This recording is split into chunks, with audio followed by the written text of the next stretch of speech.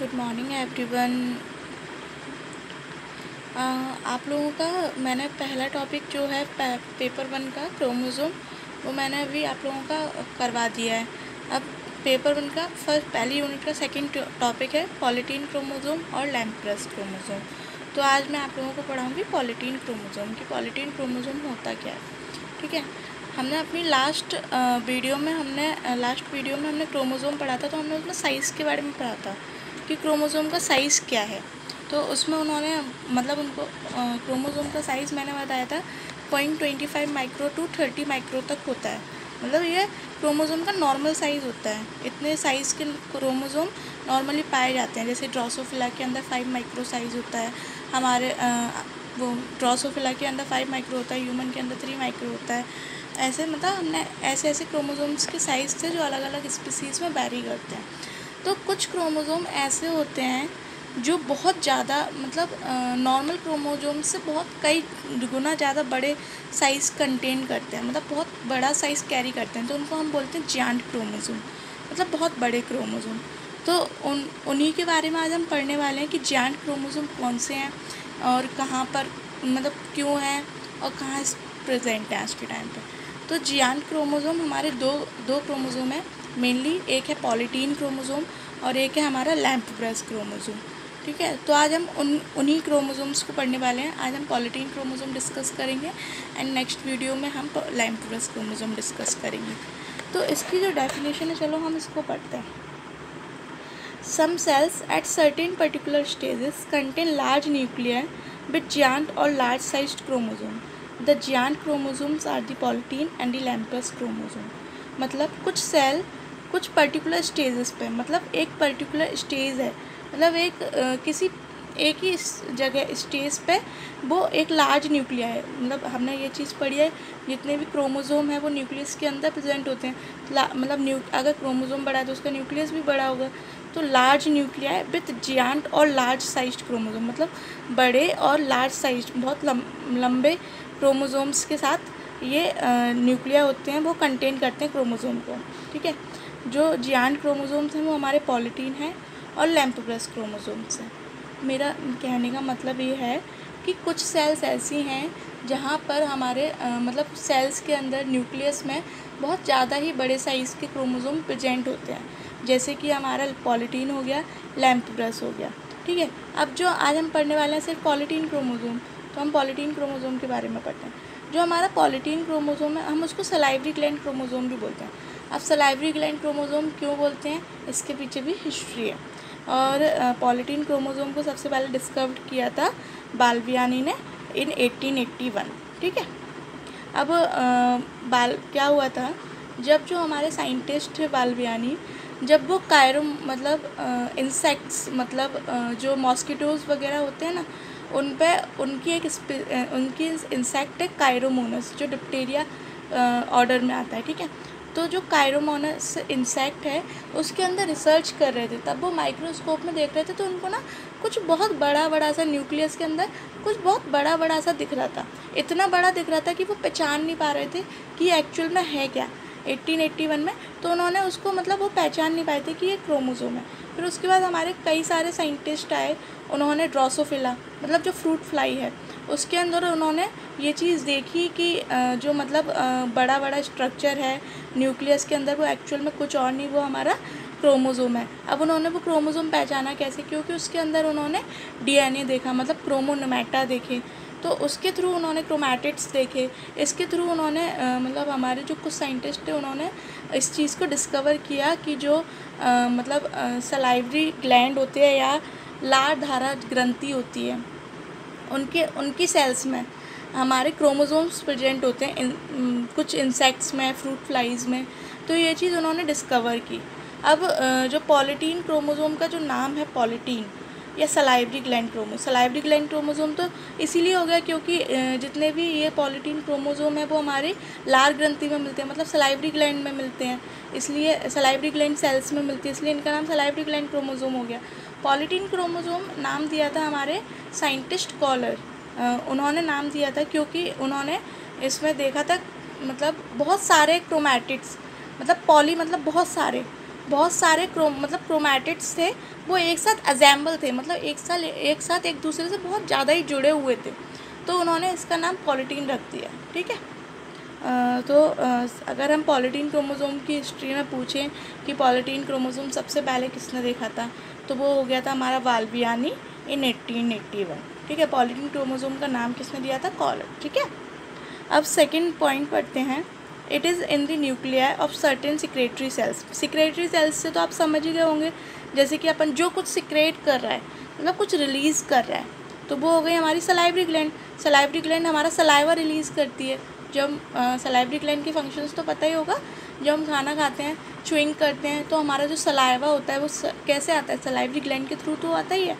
तो मतलब जो सलाइवरी ग्लैंड की सलाइवरी सेल्स होती हैं, उनमें उनके न्यूक्लियस में ये मतलब उनके न्यूक्लियस में हमारा क्रोमोसोम प्रेजेंट होता है। अब वो कौन सी मतलब इंसेक्ट्स के अंदर ही होता है, मतलब फाइलम ऑर्थ्रोपोडा में ही होता है। ठीक है। तो वो इंसेक्ट हो गया हमारा कायरोनोमस। मतलब डिप्टेरा का मतलब बेटा क्या होता है? 2 विंग्स, जिनके 2 विंग्स हों, वो वाले इंसेक्ट अपन देखते हैं। फ्रूट फ्लाई है, कायरोनोमस है। इंसेक्ट्स जितने भी अपन देखते हैं वो उनके 2 विंग्स होते हैं, वो हमेशा उड़ते रहते हैं, ऊपर नीचे नीचे ऊपर उड़ते रहते हैं। तो अपन नोटिस करते हैं कभी कभार कि उनके विंग्स कितने हैं, 2 विंग्स के थ्रू वो लोग उड़ते हैं। तो डिप्टेरियंस कायरोनोमस में उन्होंने देखा सबसे पहले, और फ्लाइज़ में देखा, जैसे अपना ड्रोसोफिला, मतलब फ्रूट फ्लाई हो गया, खाने की मक्खी जो अपने नॉर्मली घरों में मिल जाएगी, मॉस्किटोज़ नॉर्मली मिल जाएंगे, उनके सलाइवरी ग्लैंड्स की सेल्स में इन्होंने पॉलीटीन क्रोमोसोम्स को ऑब्जर्व किया। ठीक है। तो हमारा सबसे पहला क्वेश्चन तो यही क्लियर हो गया कि पॉलीटीन क्रोमोसोम हमें कहाँ मिलता है, कहाँ पाया जाता है? तो वो हमारे इंसेक्ट्स की सलाइवरी सेल्स में प्रेजेंट होता है। ठीक है। और एक बात हो, जैसे सलाइवरी ग्लैंड में तो प्रेजेंट होता ही है, कभी कभी माल्फिजियन ट्यूब्यूल्स, रेक्टम, गट्स, इनमें भी प्रेजेंट होते हैं पॉलीटीन क्रोमोसोम। ठीक है। अब जो ये क्रोमोसोम है, ये साइज़ में बड़ा है नॉर्मल क्रोमोसोम्स के। ठीक है। This chromosome is greater in size than normal chromosomes. ठीक है। और जैसे हर क्रोमोसोम अपन देखते हैं, जैसे अपन नॉर्मली क्रोमोसोम देखते हैं, सेल डिवीज़न की मेटाफेज स्टेज में अपन को नॉर्मल क्रोमोसोम दिखता है। ये मैंने लास्ट वीडियो में बताया था कि जो क्रोमोसोम होता है वो मेटाफेज स्टेज में विजिबल होता है, लेकिन जो पॉलीटीन क्रोमोसोम है वो हमारी इंटरफेज स्टेज में विजिबल होता है। इंटरफेज स्टेज में इसीलिए विजिबल होता है क्योंकि जो हमारा पॉलीटीन क्रोमोसोम या लैम्प्रस क्रोमोसोम पॉलीटीन क्रोमोसोम है, वो कभी भी डिवाइड नहीं होता, मतलब सेल डिवीज़न नहीं होता है पॉलीटीन क्रोमोसोम का। वो सिर्फ रेप्लिकेट करते हैं, मल्टीप्लाई करते जाते हैं, जिससे उनका साइज़ बढ़ता जाता है, पर वो कभी भी मतलब माइटोसिस में नहीं जाते या उनका डिवीज़न नहीं होता। इसलिए इनको सिर्फ इंटरफेज स्टेज जहाँ सेल हमारी रेस्ट कर रही होती हैं, वो स्टेज होती है हमारी इंटरफेज स्टेज। ठीक है। तो ये जो क्रोमोसोम है पॉलीटीन क्रोमोसोम, ये हमारा सिर्फ इंटरफेज स्टेज में ही दिखता है, बाकी कहीं नहीं दिखता। ठीक है। अब 5th पॉइंट पर जाते हैं। जो ये सेल्स हैं वो कभी भी, ये मैंने बताया अभी, ये सेल्स कभी भी माइटोसिस में नहीं जाती। These cells are unable to go, मतलब अनेबल मतलब ये एबल नहीं है माइटोसिस में कहाँ जाने के लिए, माइटोसिस में जाने के लिए। ये मतलब जो ये सेल्स होती हैं माइटोसिस, मतलब जो पॉलीटीन क्रोमोसोम कंटेनिंग सेल्स होती हैं, जिन सेल्स में पॉलीटीन क्रोमोसोम हमारा होता है, वो सेल्स मेटामॉर्फोसिस के टाइम तक मर जाती हैं। मेटामॉर्फोसिस तो आप लोग जानते ही होंगे, जैसे कोई भी फ्रूट, अगर आपने लाइफ साइकिल पढ़ी हो ड्रोसोफिला की, शायद फर्स्ट ईयर में था आप लोगों के में, जैसे लार्वा बना पहले, तो मतलब एग आया, एग से लार्वा आया, लार्वा से वो डेवलपमेंट होकर मेटामॉर्फोसिस, मतलब प्रॉपर फ्लाई बन गई उड़ने वाली, वो हो गई हमारी मेटामॉर्फोसिस, मतलब एडल्ट स्टेज।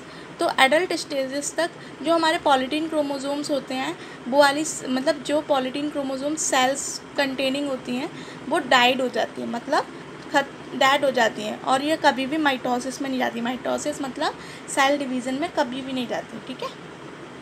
अच्छा, आप लोगों को ये पता है माइटोसिस और मियोसिस के बीच अंतर? माइटोसिस मतलब सोमेटिक सेल डिवीज़न, जो अपनी नॉर्मल सेल्स ग्रोथ होती है, जैसे स्किन सेल्स और हेयर सेल्स और बॉडी की रिमेनिंग सेल्स, उनके लिए होती है, वो होती है हमारे माइटोसिस सेल्स में डिवीज़न होता है। मियोसिस मतलब जर्म सेल्स, जिसमें हमारा मतलब सीधा एक ऑर्गेनिज्म डेवलप होता है हैप्लॉइड सेल्स के साथ मिलकर। अगर नहीं पता हो तो अगर इसका अपने में होगा तो अपन इसको ज़रूर पढ़ेंगे, माइटोसिस मेयोसिस, ठीक है। तो ये जो सेल्स होती हैं वो कभी भी माइटोसिस में नहीं जाती और ये मेटामॉर्फोसिस के टाइम तक मतलब डाइड हो जाती हैं, ठीक है।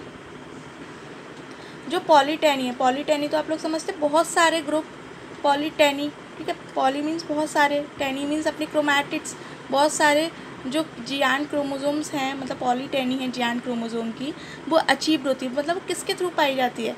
रेप्लिकेशंस के through, replication of the chromosomal DNA several times without nuclear division.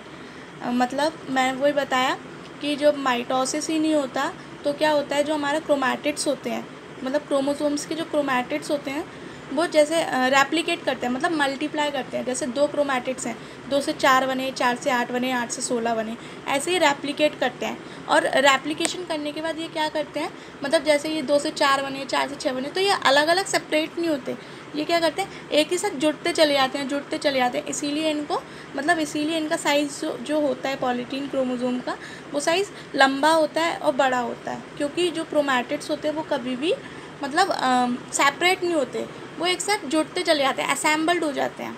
मतलब 2 क्रोमैटिड्स का मल्टीप्लिकेशन हुआ तो वो 4 बने, 4 का 8 बने, 8 के 16 बने। तो ये ना जितने भी ये क्रोमैटिड्स बनते हैं ये एक साथ जुड़ते चले जाते हैं, इसलिए वही इसमें लिखा हुआ है, polyteny of giant chromosome is achieved by replication of the chromosomal DNA several times without nuclear division. मतलब nuclear division it means mitosis नहीं हो रहा, न्यूक्लियस का डिवाइड नहीं हो रहा, मतलब सेल डिवाइड नहीं हो रही कुल मिला के, ठीक है। और इस प्रोसेस को हम बोलते हैं, जिसमें मतलब क्रोमैटिड्स मल्टीप्लाई होते जा रहे हैं, उस प्रोसेस को हम बोलते हैं एंडोमाइटोसिस। एंडोमाइटोसिस याद रखना, पॉलीटीन क्रोमोसोम में कभी भी माइटोसिस नहीं होती है, उसमें सिर्फ एंडोमाइटोसिस होती है, ठीक है। And the resulting daughter chromatids, वही जो मैं बताई थी, and the resulting daughter chromatids, मतलब जो मतलब मल्टीप्लाई क्रोमैटिड्स हैं, मतलब उनका जो रिजल्ट है वो do not separate but remain aligned side by side. मतलब जितनी भी हमारी मतलब मल्टीप्लाइंग डॉटर क्रोमैटिड्स हैं, मतलब उनका जो रिज़ल्ट आया वो कभी भी सेपरेट नहीं होते, डू नॉट सेपरेट, लेकिन हमेशा एक दूसरे से जुड़े होते हैं, but remain aligned side by side. मतलब जैसे एक इधर आ गया, एक इधर, एक इधर, एक इधर, एक इधर, लाइन बाय लाइन जुड़ते चले गए। तो ये अपना इसीलिए इनका जो पॉलीटीन क्रोमोसोम का जो साइज़ होता है वो लार्ज होता है, ठीक है। In the process of endomitosis the nuclear envelope does not rupture and no spindle formation takes place. मतलब एंडोमाइटोसिस जिसमें हमारा ना सेल डिवीज़न हो रहा है ना न्यूक्लियस डिवाइड हो रहा है, तो वही वो लोग बोल रहे हैं कि जो न्यूक्लियर एनवलप है, मतलब जो न्यूक्लियर मेम्ब्रेन है या न्यूक्लियस है, वो कभी भी रप्चर नहीं होता, मतलब ब्रेक नहीं होता, और स्पिंडल फॉर्मेशन का भी काम नहीं होता, मतलब स्पिंडल का भी फॉर्मेशन नहीं होता। स्पिंडल फॉर्मेशन हम जब सेल डिवीज़न पढ़ेंगे तब आपको बताएंगे कि कैसे स्पिंडल का फॉर्मेशन होता है सेल डिवीज़न के टाइम पर। जब हमने सेंट्रोमियर पढ़ा था क्रोमोसोम के अंदर, सेंट्रोमियर में हमारा काइनेटोकोर था, काइनेटोकोर हमने बताया था कि जो बाइंड करता है क्रोमैटिड्स को, तो वो स्पिंडल, अब ये चीज़ बाद में बताऊंगी, मतलब आप लोग कंफ्यूज हो जाओगे बिना ही मतलब। नेक्स्ट, ठीक है। अब जैसे ये इमेज है ना, ये माइक्रोस्कोपिक इमेज है पॉलीटीन क्रोमोसोम की, आप लोगों की दिख रही है। जैसे आप लोगों के में कॉलेज में कभी प्रैक्टिकल हो पॉलीटीन क्रोमोसोम का, तो वो आपको शायद ड्रोसोफिला के लार्वा से करवाएंगे ये प्रैक्टिकल, ठीक है। तो इस प्रैक्टिकल में जो माइक्रोस्कोप के थ्रू जो इमेज दिखती है ना पॉलीटीन क्रोमोसोम की, तो वो इमेज है ये, ठीक है। ऐसा कुछ दिखता है पॉलीटीन क्रोमोसोम हमें ड्रोसोफिला के अंदर, ठीक है। ये ड्रोसोफिला इमेज है, ड्रोसोफिला के लार्वा के अंदर पॉलीटीन क्रोमोसोम, ठीक है। उसकी इमेज ऐसी कुछ आएगी जब आप प्रैक्टिकल करोगे। काफ़ी टफ होता है ये, पर करना बहुत इंटरेस्टिंग है, आपको पता चलेगा कि कैसा क्या दिखता है। अब दिख रहा है ना ये इतना लार्ज, इतना बड़ा सा क्रोमोसोम, पॉलीटीन क्रोमोसोम है, इतना बड़ा रिंग लाइक स्ट्रक्चर है, ठीक है। अब मैं आपको इमेजेस के थ्रू बता देती हूँ। अब जैसे हम मतलब ब्लैक एंड वाइट इमेज देखें पॉलीटीन क्रोमोसोम की, तो वो कुछ लाइक ऐसी दिखेगी कि इसमें क्या होता है, पॉलीटीन क्रोमोसोम में हमारे 2 बैंड्स पाए जाते हैं, एक डार्क बैंड और एक लाइट बैंड। तो जो डार्क बैंड होता है वो तो हमारा हेट्रोक्रोमैटिन रीजन होता है, और जो लाइट बैंड होते हैं वो हमारे यूक्रोमैटिन रीजन होते हैं। ये चीज़ मैंने आपको लास्ट वीडियो में बताई थी कि जो हेट्रोक्रोमैटिन रीजन होते हैं वो मतलब ट्रांसक्रिप्शनली इनएक्टिव होते हैं, मतलब उसमें अनुलेखन की अनुलेखन की प्रक्रिया नहीं होती है। कुल मिला के उसमें आरएनए संश्लेषण नहीं होता है या आरएनए सिंथेसिस नहीं होता है। और जो यूक्रोमैटिन होता है मतलब डार्क लाइट बैंड्स, वो हमारा जीन एक्टिवेट रीजन होता है जहाँ पे अनुलेखन की प्रोसेस मतलब अनुलेखन की प्रक्रिया होती है, मतलब ट्रांसक्रिप्शन प्रोसेस होती है, आरएनए सिंथेसाइजिंग साइट होती है।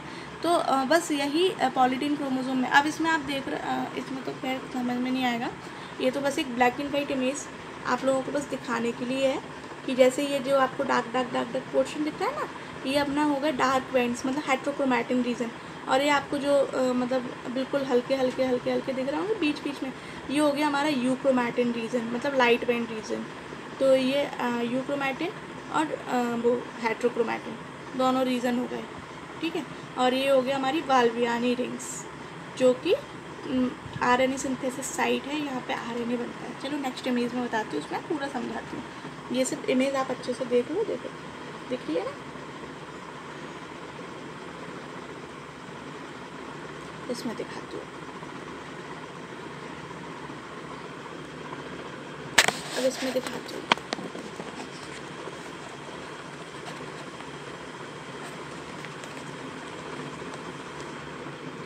जैसे जो ये डार्क रीजन दिख रहा है मतलब ये लाइन दिख रही है, ये हमारा पूरा पॉलीटीन क्रोमोसोम है, ठीक है। आप पेपर में जब एग्ज़ाम दो ना तो ये डायग्राम ज़रूर बनाना, आपकी बुक में भी अच्छा दिया होगा, बुक वाला बना लेना, ठीक है। जैसे ये डार्क रीजन है, ये हमारा हो गया हेट्रोक्रोमैटिन रीजन, ठीक है। तो जो हमारा हेट्रोक्रोमैटिन रीजन होता है वो ट्रांसक्रिप्शनली इनएक्टिव होता है, मतलब अनुलेखन की प्रक्रिया उसमें नहीं होता है, उसमें ट्रांसक्रिप्शन प्रोसेस नहीं होती, ठीक है।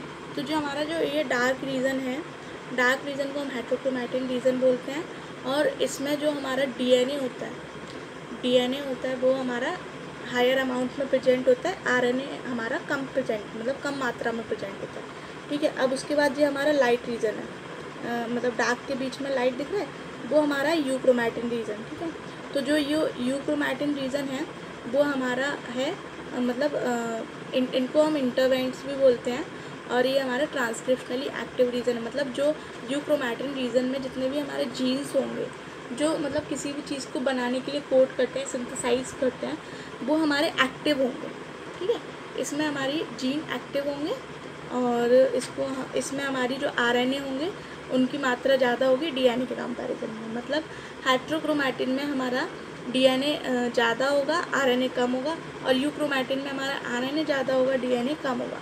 जैसे अब ये पफ लाइक स्ट्रक्चर दिख रहा है, पफ लाइक स्ट्रक्चर,